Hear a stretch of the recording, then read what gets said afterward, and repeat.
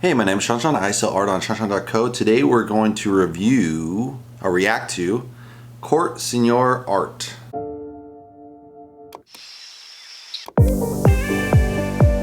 So I don't think that's her real name, but let's see. Her real name is, let's see.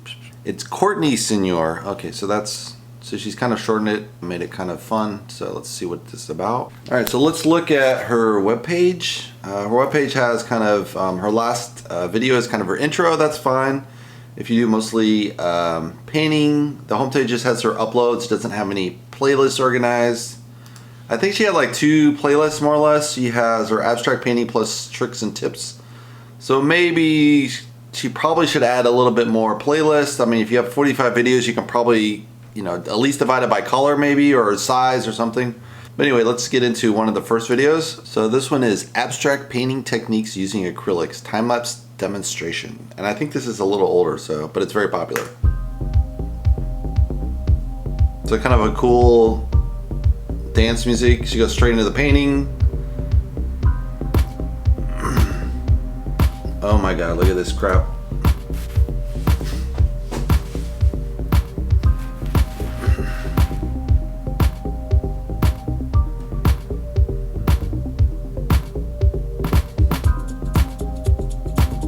So probably adding a voiceover might be like key here, but you just kind of get into the feel of the painting, which abstract is more feeling than anything, I would say.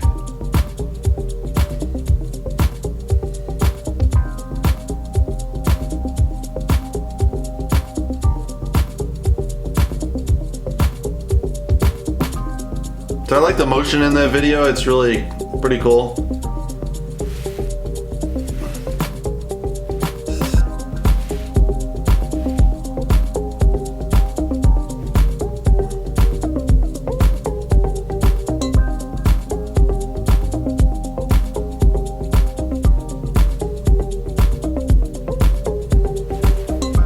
All right, let's skip ahead a little bit.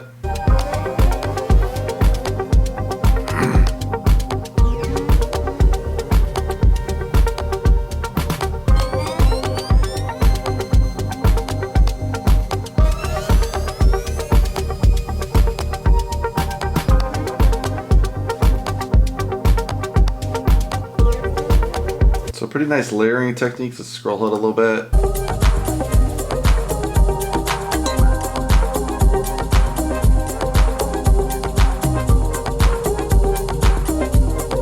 I will say technique wise, it's really interesting how kind of she puts on the paint, kind of covers a nice area, and then she kind of scrapes through it. So you get a little bit lower level on the painting. So that's a really cool technique in acrylic, because acrylic tends to be very coating and opaque. So if you kind of use that scraping technique she's using, you get to those earlier layers and you just kind of let it dry, coat it, let it dry. But I think she's doing it all wet and wet more or less, and just doing this really fast.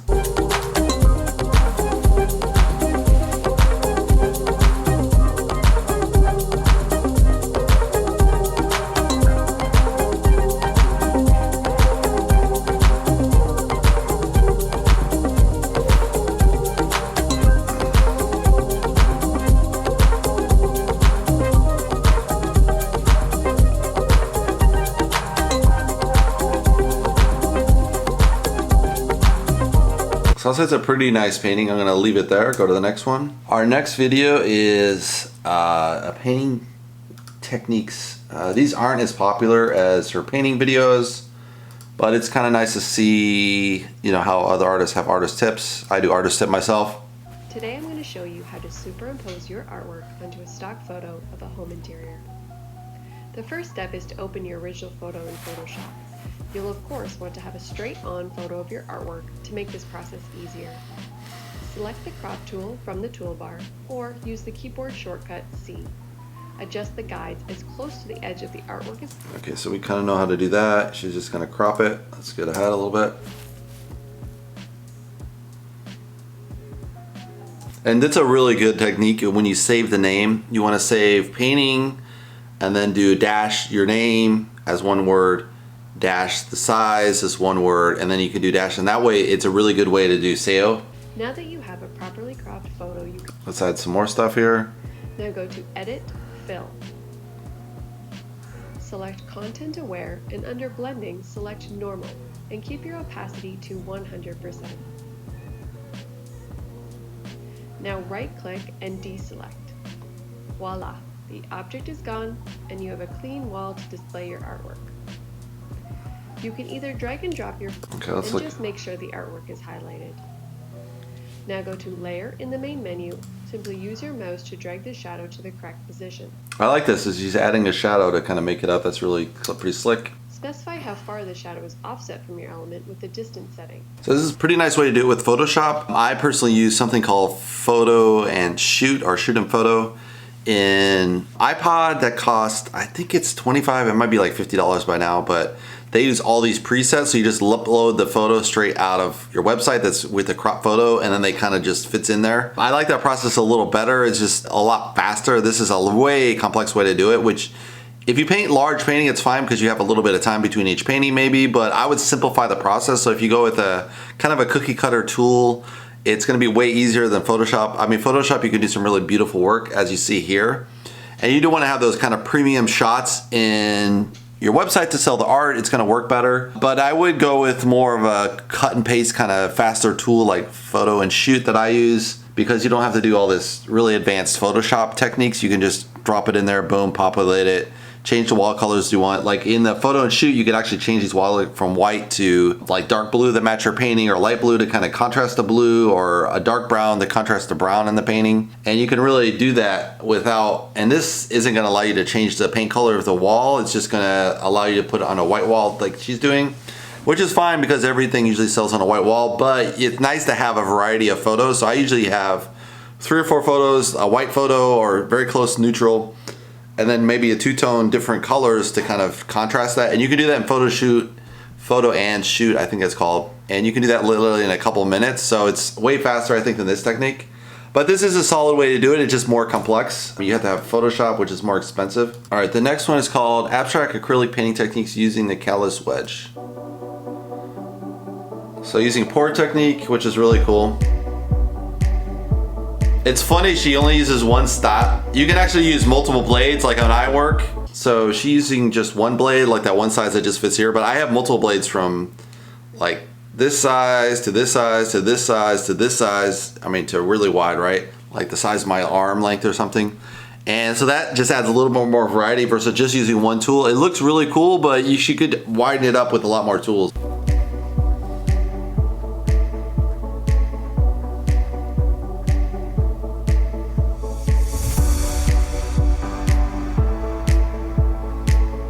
I do like this technique of kind of whitening down and kind of getting to a lighter layer. It's a very cool layer. I should try that myself.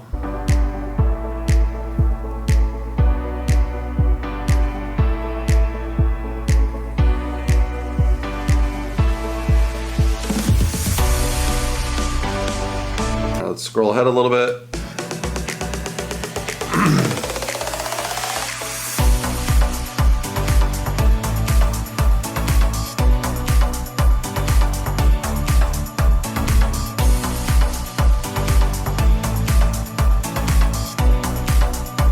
I wish he has a really nice technique. Let's scroll ahead a little bit.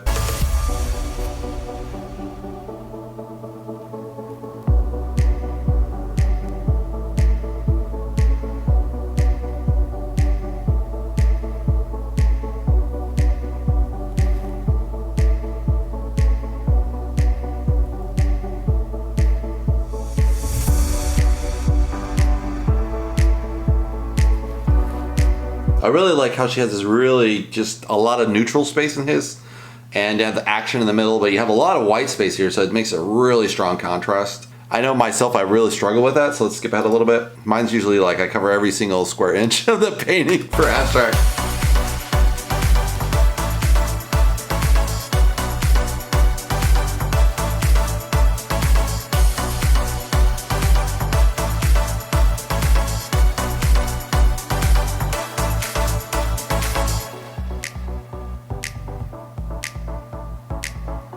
Again, it would be really interesting to see what she would do with a different size tool. She just has one size, so it'd be super cool if she, you know, expanded her range a little bit more. So let's scroll ahead up to then. Very beautiful colors, I would say, in this work. Let's scroll to her website. So kind of check out her website. She has kind of her style here, right? A picture of herself with the really nice photos, probably like a 50 millimeter, maybe a 60 prime with like a blur in the effect so you kind of don't see the background. She has about her work, about her, and then some of her work. Let's see. Well, that's about, let me see what her homepage is about. Should start with the homepage, right? So she has probably her latest work, I'm assuming, and then she has shop new abstracts. So that's cool. It's just very simple, easy to go. A little bit about my work, but not too much. I think you can click and get more. And then she has more. So she has a really simplified about me, and then she goes to a full about me if you want it. So that's really kind of cool. She has a YouTube channel, a little bit of her video.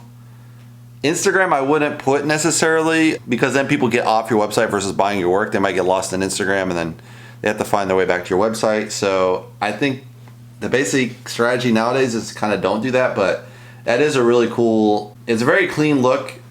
She has sold work, which I don't usually put my sold work at all. I have a page on my Flickr site, which used to be my website, sold, but I just wouldn't put sold work, but you know, people do it, so what are you gonna do? I mean, it's good to show that she's actually selling her work, so that's pretty strong. It's very, yeah, just a lot of, it's a very clean website. I think it's a pretty solid website. I like how she does her demos on YouTube. I think this is pretty solid. Very beautiful colors, really solid techniques, I think. And it's really, you know, tightly niched down to just abstract only. It's only using this one technique with kind of this one size blade. And primary, not primary colors, but mostly just very consistent style. So she's already found her style and she's done lots of videos on it. So that's really cool. Yeah, it's definitely pretty cool. She has some of her social media links on top. So that's really good. She might want to have more of a headshot as well to kind of introduce the shot, like saying, hey, this is Courtney, I'm going to do this new painting, blah, blah, blah, and then start the video. I don't think you lose anything by doing that versus just starting the painting right away. Some people just like to see the painting process. So, I mean, I can see why she does it that way. I've done videos myself where it's just the painting process and just kind of skip the beginning and get right into the painting process. But you don't make such a connection with the audience without you introducing it a little bit with some of the emotional ties, whatever you see in that painting, which abstract is a little more challenging because you're just really moving colors around until it looks right, basically. I mean, that's all you're doing. And you're just waiting to get that right composition, the right impact, and the right emotional feel to work. So that's a little bit of a challenge to explain on the fly, on the voiceover per se, versus saying a realist, you can say, oh, I'm painting trees, I'm painting the mountains, I'm painting the water. You know exactly what you're talking about, right? Whereas abstract, it's really just, it's a feel for the color, feel for the composition, shapes, line, and it kind of comes together at the very end. It's similar to a regular painting, but I think it's a little bit more of a challenge to add voiceover, so maybe that's why she hasn't included voiceover. But yeah, really good abstract. I really like her light to dark. She has really strong contrast, which appeals to me a lot. I have a lot of light to dark contrast on my work. Some people ask to do like a very light painting, and I just like, ugh. But I see that sells, but it's just not my style, right? So her punchy colors and her punchy contrast is really kind of right up my alley, especially because I do Metal Mayhem, so it's similar to this style a little bit. Hers is a lot more flow to it, I would say, emotionally, the way it's, you know, it's swirling kind of textures, and mine's kind of straight up and down, very linear feel to it. But yeah, I really, you know, it's kind of interesting. I think you can learn how to do some good abstracts here if you want to do in that style as Courtney is. And so I'd recommend it. Hopefully you guys like it. You can subscribe below, and I'll see you on the next Artist React video.